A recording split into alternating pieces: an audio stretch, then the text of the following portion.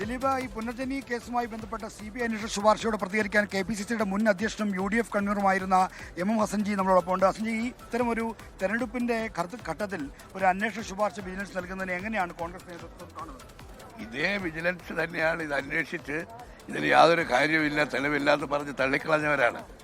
അതിനുശേഷം ഇപ്പോൾ Marxist party പ്രതിരോധത്തിലാണ്. കാരണം ശബരിമല പ്രശ്നത്തിൽ അവരിപ്പോൾ ഏർപ്പെട്ടിരിക്കുന്ന പ്രതിരോധാവസ്ഥയിൽ നിന്ന് ജനശ്രദ്ധ തിരിക്കാൻ മറ്റൊരു ഒരു വിഷയം അവരുണ്ടാക്കിയെടുക്കുകയാണ്. ശബരിമലയുടെ കാര്യത്തിൽ ഈ അന്താരാഷ്ട്ര ബന്ധങ്ങൾ വരെയുള്ള ഈ സ്വർണ്ണമോഷണ കേസിൽ CBI അന്വേഷിക്കാൻ വിജിലൻസ് പറയാൻ തയ്യാറില്ല. പുനർജനി ഉണ്ടാക്കിയതാണ്. വാസ്തവത്തിൽ ഇത് കുത്തിപ്പൊക്കി പ്രതിപക്ഷ നേതാവിനെതിരെ നിയമസഭയിൽ ഒന്നും പറയാനില്ല. അതിനുവേണ്ടി മാർക്സിസ്റ്റ് പാർട്ടി തയ്യാറാക്കി അവരുടെ തിരക്കഥയനുസരിച്ച് ഉണ്ടാക്കിയ ഒരു ആരോപണമാണ് വിജിലൻസ് തന്നെ അന്വേഷിച്ച് തള്ളിക്കളഞ്ഞത്. അപ്പോൾ CBI അന്വേഷണം എന്ന് പറയുമ്പോൾ ഇപ്പോൾ തിരഞ്ഞെടുപ്പിൻ്റെ മുമ്പിലല്ലേ മറ്റൊരു വലിയ ഒരു പുകമണ്ഡലം സൃഷ്ടിക്കാൻ വേണ്ടിയാണ്. ഒന്നും സംഭവിക്കാൻ പോകുന്നില്ല. ഇതിനേക്കാൾ വലിയ ശക്തമായ ശ്രമങ്ങളൊക്കെ നടത്തിയതാണ്. തിരഞ്ഞെടുപ്പിൻ്റെ മുമ്പിൽ അതും പ്രതിപക്ഷ നേതാവിനെതിരെ പുതിയ ആരോപണം കൊണ്ടുവരുന്നു എന്നുള്ള അവരുടെ സംതൃപ്തി ഒരിക്കലും വിജയിക്കാൻ പോകുന്നില്ല. ഇത് രാഷ്ട്രീയ പ്രതികാരത്തോടു കൂടിയുള്ള, അല്ലെങ്കിൽ തന്നെ ഞാൻ ചോദിക്കട്ടെ, ഈ വിജിലൻസ് പറയുന്നതനുസരിച്ചാണോ CBI അന്വേഷിക്കാനിരിക്കുന്നത്? വിജിലൻസ് അന്വേഷിച്ച് തെളിവില്ലെന്ന് തള്ളിക്കളഞ്ഞ കേസല്ലേ? അവർക്ക് പറയാൻ എന്താണ് ധാർമ്മികമായ അവകാശം?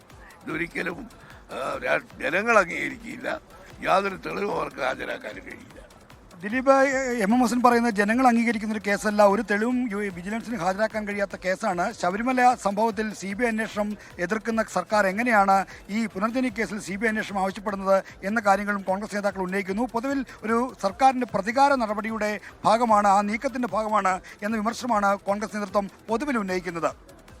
നിയമസഭാ തെരഞ്ഞെടുപ്പ് പടിവാതിൽക്കൽ എത്തി നിൽക്കെ പ്രതിപക്ഷ നേതാവ് VD സതീശന് കുരുക്കായി വിജിലൻസിന്റെ ശുപാർശ. മുഖ്യമന്ത്രിക്ക് മുന്നിലാണ് ഈ ശുപാർശയുള്ളത്. CBI അന്വേഷണം പുനർജനി പദ്ധതിയുമായി ബന്ധപ്പെട്ട് വേണം എന്ന ശുപാർശയാണുള്ളത്. ഒരു വർഷം മുമ്പാണ് ഈ ശുപാർശ CBI വിജിലൻസ് ഡയറക്ടറായിരുന്ന യോഗേഷ് ഗുപ്ത നൽകിയത്. ഇക്കാര്യത്തിൽ നിയമോപദേശം തേടുകയാണ് പിന്നീട് ചെയ്തത്. CBI അന്വേഷണം എന്ന ശുപാർശ VD സതീശന്റെ തലയ്ക്ക് മുകളിൽ വാളായി നിൽക്കുകയാണ് നിയമസഭാ തെരഞ്ഞെടുപ്പ് എത്തി നിൽക്കുമ്പോൾ. അതേസമയം കോൺഗ്രസ് ആകട്ടെ ഇത് സർക്കാരിൻ്റെ പ്രതികാര രാഷ്ട്രീയത്തിൻ്റെ ഭാഗമാണ്. ഇക്കാര്യത്തിൽ VD സതീശനെതിരെ ഒരു തെളിവും കണ്ടെത്താൻ അന്വേഷണ ഏജൻസികൾക്ക് കഴിഞ്ഞിട്ടില്ല എന്ന കാര്യം കോൺഗ്രസ് നേതാക്കൾ പറയുകയും ചെയ്യുന്നു.